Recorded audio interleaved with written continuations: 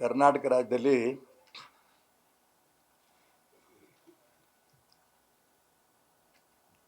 ಸರ್ಕಾರವೇ ಇಲ್ಲ.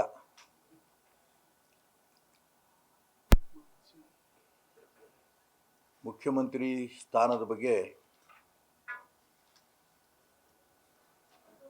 ಬಹಿರಂಗವಾಗಿ ಲಜ್ಜೆಗೆಟ್ಟ ಹೇಳಿಕೆಗಳು ಬರ್ತಾ ಇದೆ.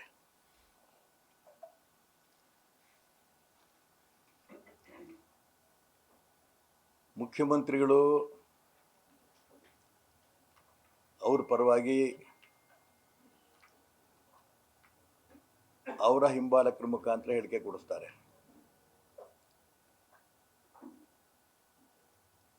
ಮುಖ್ಯಮಂತ್ರಿಗಳೇ ಸಿದ್ದರಾಮಯ್ಯನವರೇ 5 ವರ್ಷ ಪೂರೈಸ್ತಾರೆ ಅಂತ. ಡಿ ಕೆ ಶಿವಕುಮಾರ್ ಅವರು ಅವ್ರ ಹಿಂಬಾಲಕರ ಮುಖಾಂತರ ಹೇಳಿಸ್ತಾರೆ.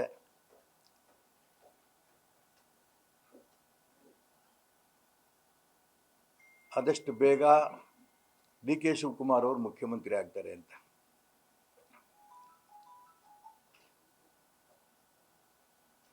ಸಿದ್ದರಾಮಯ್ಯನವ್ರ ಮಗನೇ ಯತೀಂದ್ರ, ನಮ್ಮಪ್ಪ ಪೂರ 5 ವರ್ಷನೇ ಇರ್ತಾರೆ, ನನಗೆ ಉನ್ನತ ಮಟ್ಟದ ಹೈಕಮಾಂಡ್ ತಿಳಿಸಿದೆ ಅಂತ ಅವ್ರು ಹೇಳ್ತಾರೆ. ಅದಕ್ಕೆ ಡಿ ಕೆ ಶಿವಕುಮಾರ್ ಉತ್ತರ ಕೊಡ್ತಾರೆ, ಯತೀಂದ್ರನೇ ನಮ್ಮ ಹೈಕಮಾಂಡು, ಅವ್ರು ಹೇಳಿದ್ದು ಸರಿ ಇರ್ಬೋದು. ಇತ್ಲ ಡಿ ಕೆ ಶಿವಕುಮಾರ್ ಶಿಷ್ಯ ರಾಮನಗರ MLA ಇಕ್ಬಾಲ್ ಅವರು ಹೇಳ್ತಾರೆ ಡಿ ಕೆ ಶಿವಕುಮಾರ್ ಅವರು ಮುಖ್ಯಮಂತ್ರಿ ಆಗ್ತಾರೆ.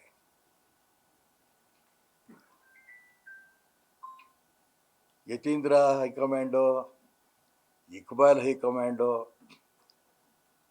ಕಾಂಗ್ರೆಸ್ನ ರಾಷ್ಟ್ರೀಯ ಪಕ್ಷ ಬದುಕಿದ್ರೆ, ಯಾಕೆಂದರೆ ಮಲ್ಲಿಕಾರ್ಜುನ್ ಖರ್ಗೆ ಅವರೇ AICC ಅಧ್ಯಕ್ಷರೇ ಒಂದ್ಸರಿ ಕೈ ಎತ್ತಿಬಿಟ್ರು. ಈ ಬಡದಾಟದಲ್ಲಿ ನಾನಂತೂ ಇಲ್ಲಪ್ಪ, ಹೈಕಮಾಂಡ್ ನೋಡ್ಕೊಳತ್ತೆ ಅಂತ. ಹಂಗಾರೆ ಹೈಕಮಾಂಡ್ ಯಾವುದು? ಕಾಂಗ್ರೆಸ್ ಪಕ್ಷ ಬದುಕಿದೆಯಾ ರಾಷ್ಟ್ರ ಮಟ್ಟದಲ್ಲಿ? ನೀವು ಯಾರ ಹೈಕಮಾಂಡ್ ಅಂತ ಮಾಡ್ಕೊಳ್ಳಿ, ಈ ಮುಖ್ಯಮಂತ್ರಿ ಸ್ಥಾನದ ಬಗ್ಗೆ ಚರ್ಚೆ ನಿಲ್ಲಿಸಿ.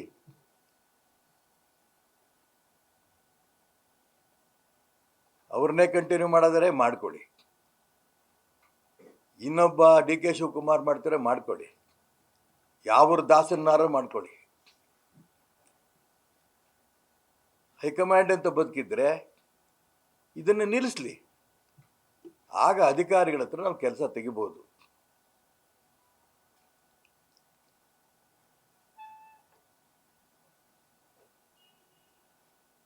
ಒಂದು ಉದಾಹರಣೆ ಕೊಡ್ತೀನಿ ನಾನು.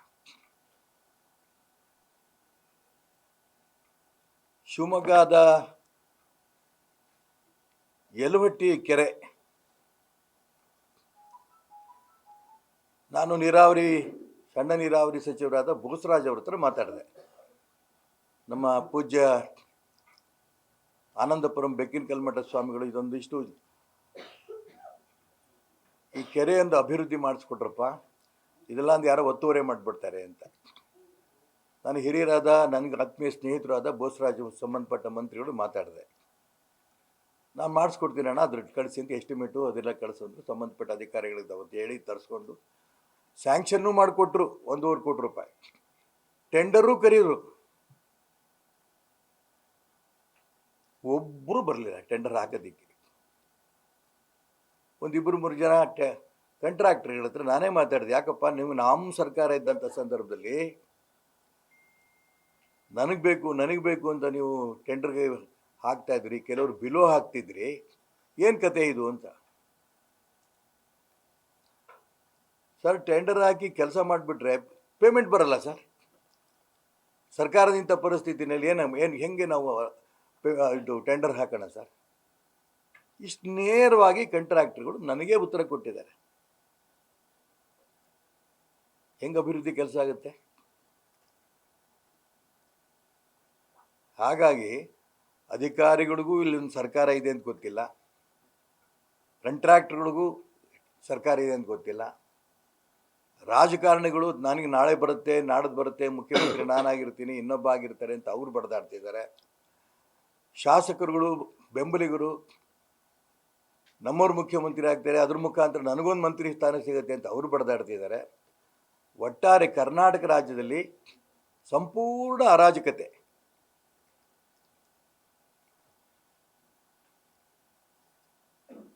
ಮೊನ್ನೆ ವಿಧಾನಮಂಡಲದ ಅಧಿವೇಶನ, ನಾನು 5 ಬಾರಿ MLA ಆಗಿದ್ದೇನೆ, ಒಮ್ಮೆ ವಿಧಾನ ಪರಿಷತ್ ಸದಸ್ಯನಾಗಿದ್ದೇನೆ, ವಿವಿಧ ಇಲಾಖೆಗಳ ಮಂತ್ರಿನೂ ಆಗಿದ್ದೇನೆ, ವಿರೋಧ ಪಕ್ಷದ ನಾಯಕ ಆಗಿದ್ದೇನೆ, ಉಪಮುಖ್ಯಮಂತ್ರಿ ಆಗಿದ್ದೇನೆ. ಆದರೆ ಇಂಥ ಅಧಿವೇಶನ ನನ್ನ ಜೀವನದಲ್ಲಿ ನಾನು ನೋಡಿರಲಿಲ್ಲ.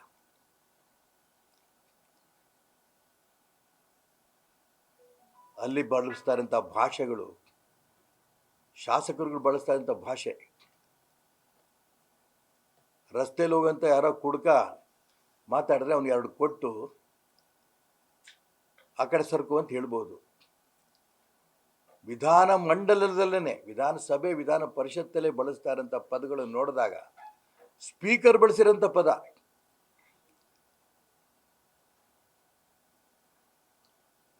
ಮಾನ್ಯ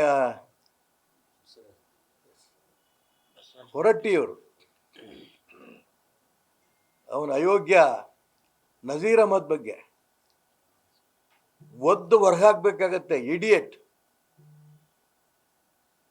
ಛೇ ಛೇ ಛೇ, ತುಂಬ ನೋವಾಗತ್ತೆ ನನಗೆ. ನಾವು ಎಲ್ಲಿದ್ದೀವಿ ಕರ್ನಾಟಕದ ಜನ ಅಂತ.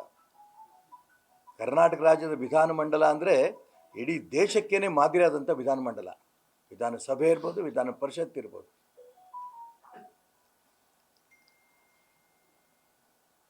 ರಾಜ್ಯ ಜನ ಕಾಂಗ್ರೆಸ್ ಸರ್ಕಾರದ ಎಲ್ಲ ನಡವಳಿಕೆಗಳನ್ನು ನೋಡ್ತಾ ಇದ್ದಾರೆ.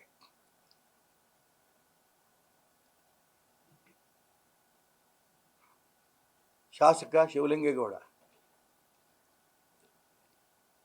ನನಗೇನೋ ಅಂತ ಅಂದ್ಬಿಟ್ರು, ಕೊಬ್ಬರಿ ಕಳ್ಳ ಅಂದ್ಬಿಟ್ರು. ಅಂತಂದ ತಕ್ಷಣ ಅವ್ರು ಬಳಸಿರೋಂಥ ಪದಗಳು ಹೆಣ್ಮಕ್ಳ ಬಗ್ಗೆ. ಅದಕ್ಕೋಸ್ಕರ ಕರ್ನಾಟಕ ರಾಜ್ಯದಲ್ಲಿ ಇಂಥ ಕೆಟ್ಟ ಸರ್ಕಾರ ನೇರವಾಗಿ ಬಹಿರಂಗವಾಗಿ ಬಡ್ದಾಡ್ತಾರಂಥ ವ್ಯವಸ್ಥೆ, ಇದನ್ನು ನೋಡಿಕೊಂಡು ಕೂಡ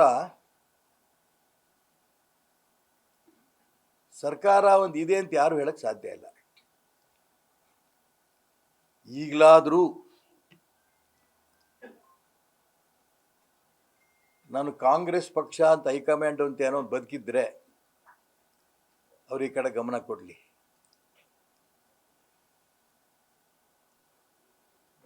ಏನು ಮಾಡಬೇಕು ಅವರೇ ಮುಂದುವರಿಸ್ತಾರೋ ಮುಂದುವರಿಸ್ಕೊಳ್ಳಿ, ಬದಲಾವಣೆ ಮಾಡಿ DK ಶಿವಕುಮಾರ್ ತರ್ತಾರೋ ತರಲಿ. ಅವರ ಉಳಿದಂಥ ಶಾಸಕರಿಗೆ ಬಾಯಿ ಮುಚ್ಕೊಂಡಿರ್ರಿ ಅಂತ ಹೈಕಮಾಂಡು ಹೇಳಾಯ್ತು, ಉಳಿದೆಲ್ಲ ನಾಯಕರು ಹೇಳ್ರದು, ಯಾರು ಬಾಯಿ ಮುಚ್ಕೊಂಡಿಲ್ಲ, ತಮಗೆ ಬೇಕಾದಂಗೆ ಮಾತಾಡ್ತಿದ್ದಾರೆ. ಅದಕ್ಕೋಸ್ಕರ ರಾಜ್ಯದ ಜನರ ಮರ್ಯಾದೆ ದಯವಿಟ್ಟು ಉಳಿಸಿ.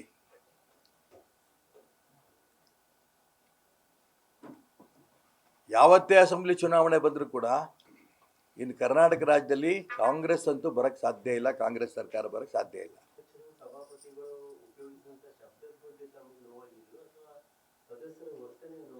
ಸದಸ್ಯರ ವರ್ತನೆ ಇನ್ಯಾವ ಪದದಲ್ಲಿ ಹೇಳಿ?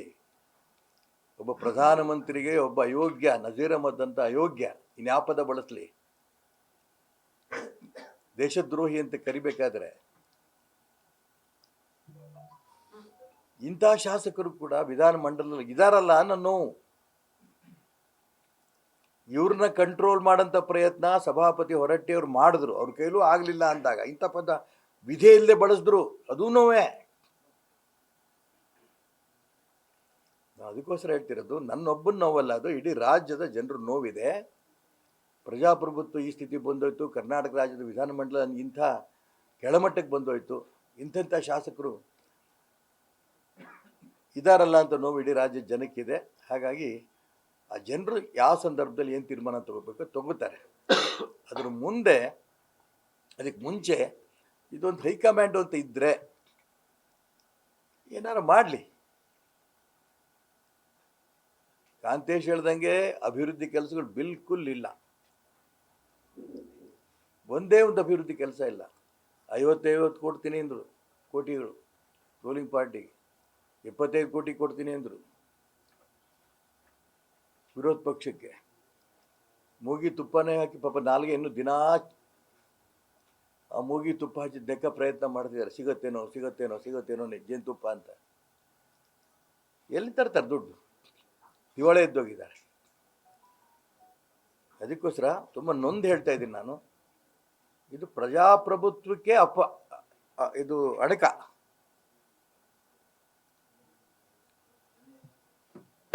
Yes sir.